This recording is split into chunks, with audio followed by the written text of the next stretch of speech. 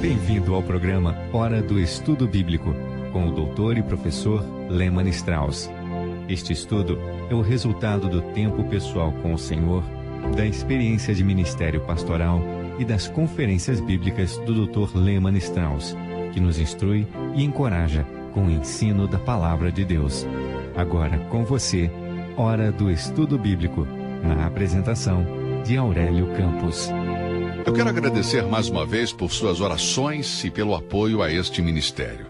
As suas orações desempenham um papel vital em nosso ministério e eu gostaria muito de agradecer a você por isso, pelo apoio e especialmente pelas orações. E vamos começar o nosso estudo orando. Querido Deus, te agradecemos pela bênção de poder estudar a tua santa palavra, a verdade divina. Te agradecemos pelo nosso Salvador, o Senhor Jesus Cristo, pelo Espírito Santo de Deus que inspirou as Escrituras e pelo privilégio que temos de juntos compartilhar as verdades bíblicas. Abençoe o nosso estudo hoje, Senhor. Nós oramos em nome de Jesus. Amém. Muito bem, estamos estudando o livro de Joel e chegamos ao final do capítulo 1. Antes de concluirmos o capítulo, vamos rever mais uma vez o que dizem estes 9 profetas do Antigo Testamento sobre a vinda do dia do juízo de Deus, o dia do Senhor.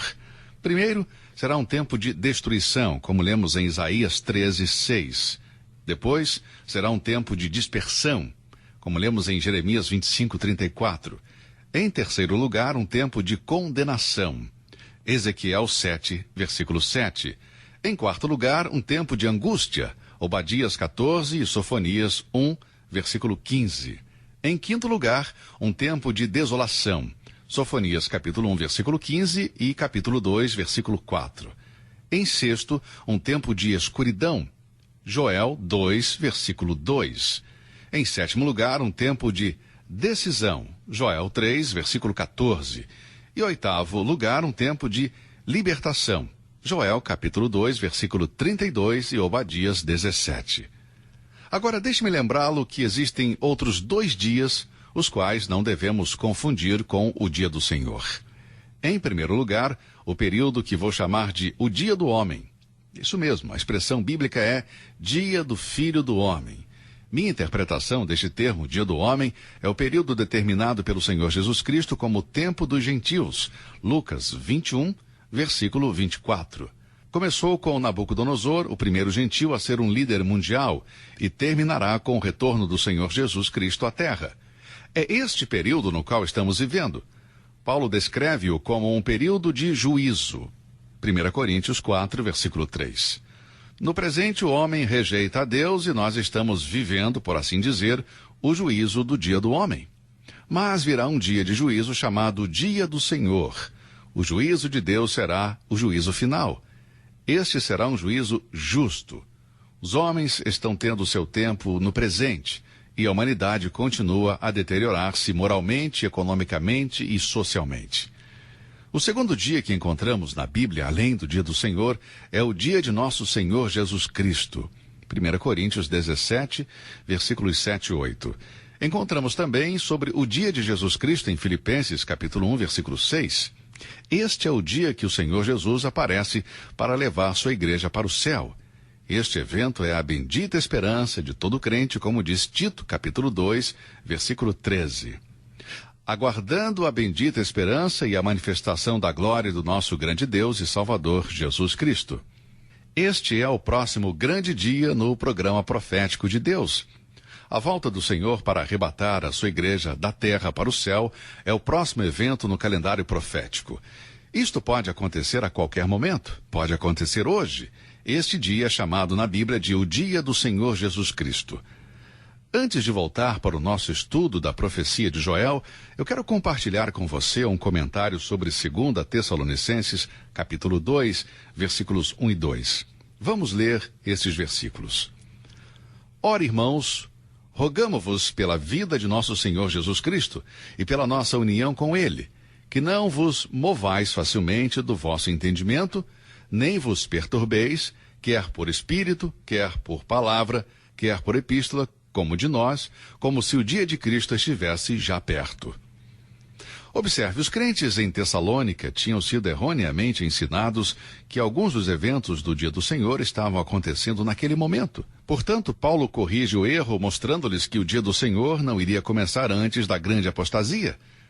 Vamos voltar agora à exposição da profecia de Joel, versículo 15, onde nos é apresentado o dia do Senhor. Vamos ler então Joel, capítulo 1, versículo 15. Ai do dia, porque o dia do Senhor está perto, e virá como uma assolação do Todo-Poderoso. Depois de anunciar o dia do Senhor, no versículo 15, Joel continua a sua descrição do resultado da praga de gafanhotos. A provisão de alimentos acabou, a alegria foi embora. Segundo nos diz o versículo 16, as sementes que haviam plantado estragaram, portanto, não havia nada para armazenar em celeiros, capítulo 1, versículo 17. O gado estava morrendo de fome, capítulo 1, versículo 18. Esta grande fome que veio à terra nos dias de Joel era como uma prévia do que seria o dia do Senhor. Agora, observe os versículos 19 e 20 do capítulo 1 e depois vamos para o capítulo 2. A ti, ó Senhor, clamo, porque o fogo consumiu os pastos do deserto e a chama abrasou todas as árvores do campo. Também todos os animais do campo bramam a ti, porque as correntes de água se secaram, e o fogo consumiu os pastos do deserto.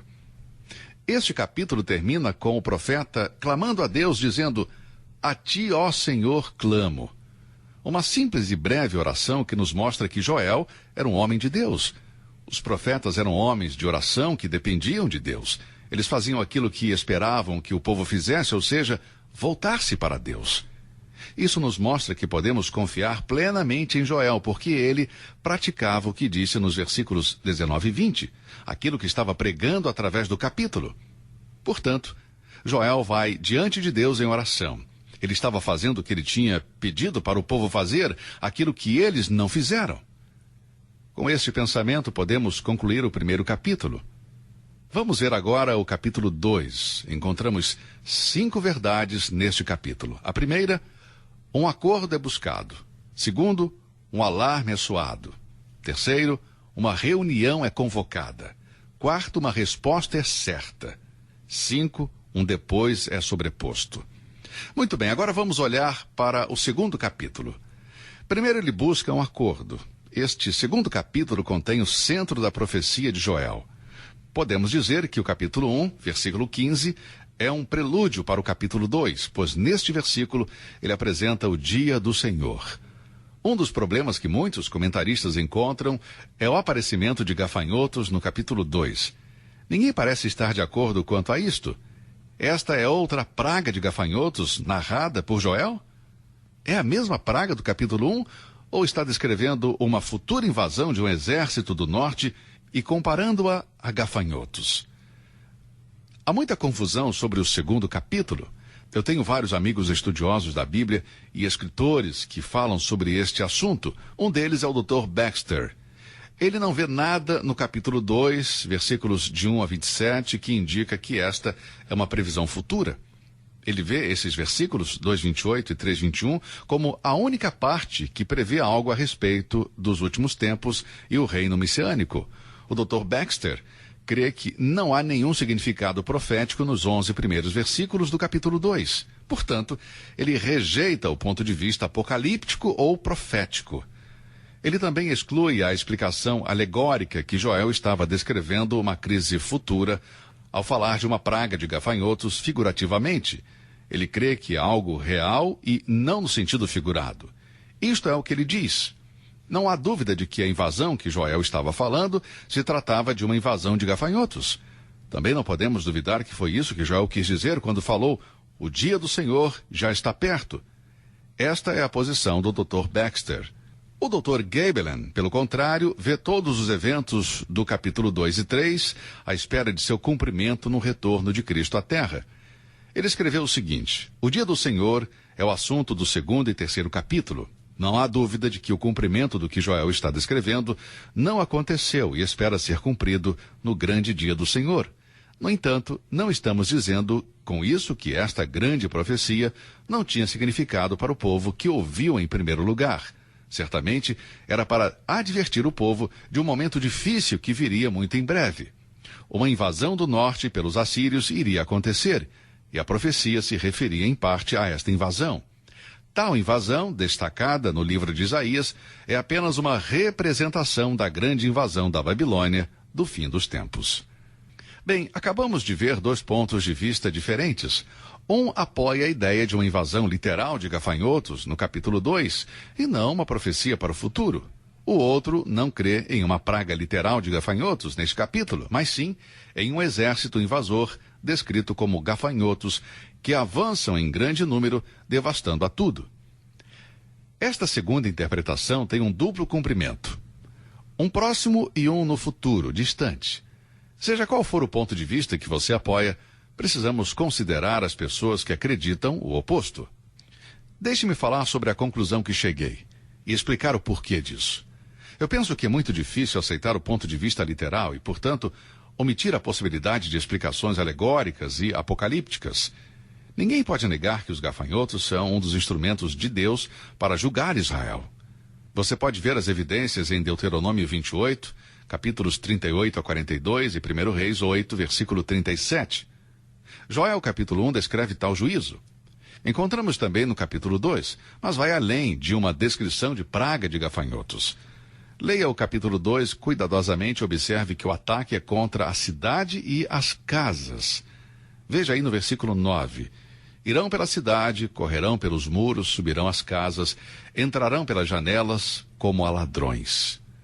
No caso de uma praga de gafanhotos, literal, eles devorariam a vegetação. Observe também que os invasores são chamados de povo grande e numeroso, no versículo 2. No versículo 11, eles são chamados de exército. Ele também nos diz que vem do norte e são chamados os do norte. Portanto, creio que isso se refere a pessoas. Um exército invasor, Deus diz, fez grandes coisas. Esse exército invasor, Deus diz, fez grandes coisas. No versículo 20. Esta terminologia não é usada para descrever o que fizeram alguns gafanhotos. Depois de examinar essa passagem no capítulo 2 com cuidado, eu posso ver um exército de homens invadindo, assim como fariam os gafanhotos. Bem, para esclarecer um pouco mais a minha posição sobre isso, eu vou tentar identificar a expressão de Joel, o dia do Senhor.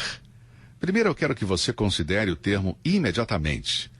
Nós estamos falando sobre o primeiro juízo deste livro, a praga de gafanhotos de maneira literal, que fala no capítulo 1. Ai do dia, porque o dia do Senhor está perto e virá como uma assolação do Todo-Poderoso. Esta praga de gafanhoto é literal e vamos chamar de imediata. Em segundo lugar, temos o que chamarei de iminente. A palavra iminente não significa imediatamente, mas refere-se a um evento que pode ocorrer a qualquer momento, que é o caso do juízo previsto neste livro, a invasão assíria sob o reinado de Tiglat-Pileser III. Este guerreiro conquistou Israel, saqueou a terra e levou os judeus cativos para várias partes do seu império. O fracasso de Israel em arrepender e voltar para o Senhor após a praga de gafanhotos no capítulo 1 trouxe este juízo, tornando-se cativos dos assírios no ano de 740 a.C. Além de iminente e imediata, vamos adicionar um terceiro termo, próximo. Este é o juízo final, o fim dos tempos, quando o Senhor Jesus voltar à terra. Este juízo futuro é sugerido na última parte do capítulo 1, versículo 15, onde lemos, e virá como uma assolação do Todo-Poderoso.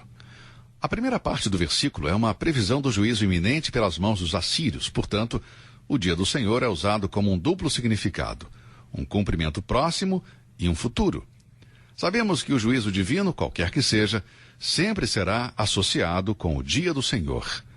Vamos examinar agora mais cuidadosamente o conteúdo do capítulo 2. Fizemos alguns comentários introdutórios e preparamos o terreno. Agora vamos ver o capítulo 2, versículos 1 a 11. Primeiro vamos ler o versículo 1. Tocai a trombeta em Sião e clamai em alta voz no meu santo nome. Tremam todos os moradores da terra, porque o dia do Senhor vem, já está perto. Tocar a trombeta era algo importante e fazia parte da vida dos israelitas. Esta prática foi estabelecida por Deus e mencionada pela primeira vez no livro de Números, capítulo 10. Esta foi a primeira vez que a trombeta foi usada em Israel. As trombetas deveriam ser feitas de prata e tocadas pelos sacerdotes. Ela tinha sons variados, diferentes combinações de notas e tons que deveriam ser aprendidos e praticados, pois cada tom chamava o povo para diferentes atividades. Eles eram variados, eram diferentes. O som da trombeta guiava e controlava os movimentos de uma pequena nação como Israel. Por exemplo, uma determinada combinação de notas era usada para chamar o povo a adorar. Ao ouvir aquele som, eles deviam se reunir na entrada do tabernáculo. O tempo e propósito da adoração era determinado pelo som da trombeta. Encontramos isso em Números, capítulo 10. Outro som ou outra combinação de notas e tons era usado para chamar o povo para a batalha. Números 10, versículo 9. Podemos assim ver o quão importante era tocar a trombeta corretamente. Deus disse em Números 10, versículo 7. Para reunir a assembleia, faça soar as cornetas, mas não com o mesmo toque. Quando o apóstolo Paulo exortou sobre o mau uso das línguas na igreja de Corinto, ele disse em 1 Coríntios capítulo 14, versículos 7 e 8. Da mesma sorte, se as coisas inanimadas que fazem som, seja flauta, seja cítara, não formarem sons distintos, como se conhecerá o que se toca com a flauta ou com a cítara? Porque se a trombeta der sonido incerto, quem se preparará para a batalha? Vemos então que deve haver um som certo ao assoprar a trombeta. Se o som produzido pela trombeta chamasse o povo a adorar em vez de chamar para a guerra, o resultado seria desastroso, não é verdade? O som da trombeta em Joel, capítulo 2, versículo 1, se trata de um alarme. O exército assírio estava a caminho e Deus estava advertindo o seu povo através do seu profeta que o juízo estava vindo. No capítulo 1, o dia do Senhor, se tratava do juízo divino, visitando o povo em forma de praga. Mas aqui no capítulo 2, Joel anuncia outro dia do Senhor. No capítulo 2, versículo 1, é um dia iminente, está perto. Apesar da invasão ser iminente, está perto, não iria acontecer sem aviso. Veremos mais adiante, neste capítulo, que se o povo tivesse se arrependido e voltado para Deus, Deus teria parado a invasão, mas não foi assim. Quando os profetas anunciavam a vinda do dia do Senhor, eles geralmente incluíam uma descrição da natureza do juízo. Bom, nós podemos ver alguns desses termos descritos no capítulo 1, versículo 15, onde começa com o dia da destruição. E vamos examinar isso com mais cuidado no nosso próximo encontro. Que Deus te abençoe e até o nosso próximo estudo. Você ouviu Hora do Estudo Bíblico com o professor e doutor Leman Strauss, na apresentação de Aurélio Campos. Se você deseja ouvir novamente esta mensagem, visite a nossa página na internet www.bbnradio.org. Fica o convite para você nos acompanhar amanhã, neste mesmo horário, aqui na BBN. Hora do Estudo Bíblico é uma produção da BBN.